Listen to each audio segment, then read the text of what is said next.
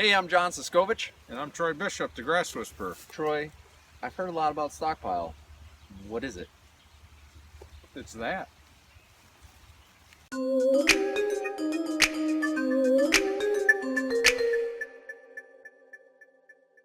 That was good. Stockpile grazing. Talk to me about stockpile grazing, because we're already rolling. Stockpile grazing is basically standing grass that was rested since August. So the grass that we're standing in has been standing and rested since August.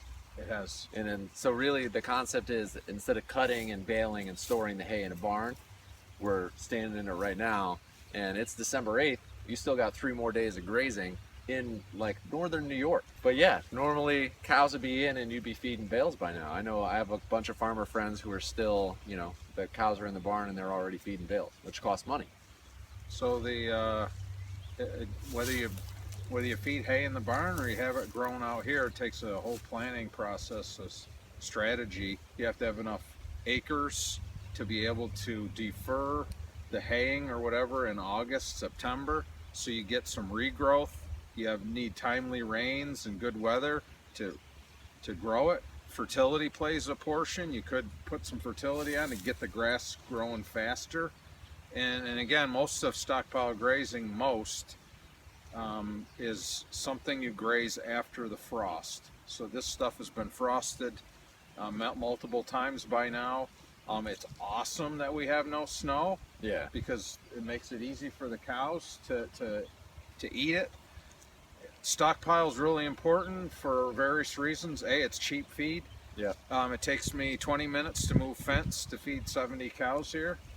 That's awesome. That's pretty great. Right? Yeah. You don't muck up the land by bringing feed back and forth.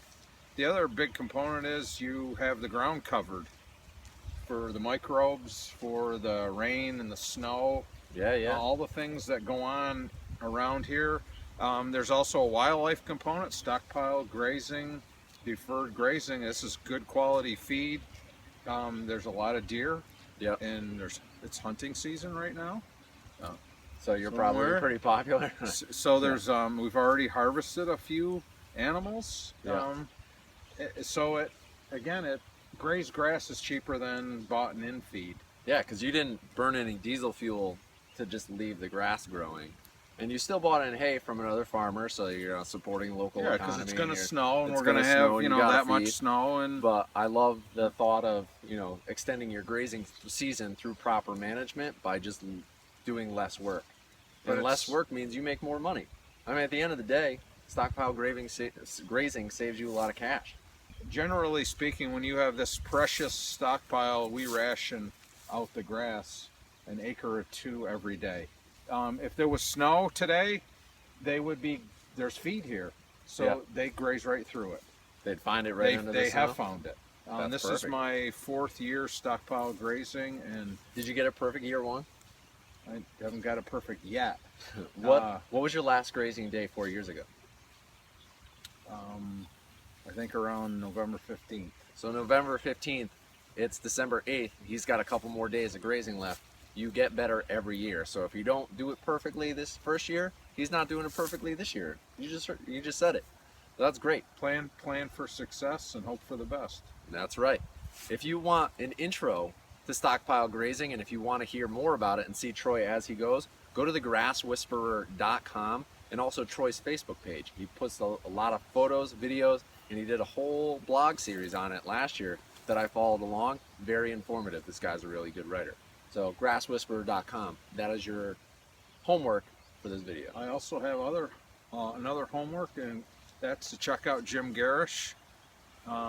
His Kick the Hay habit and management intensive grazing has revolutionized the way I think about extended grazing. So check out Jim or listen to him at a conference. You can't go wrong.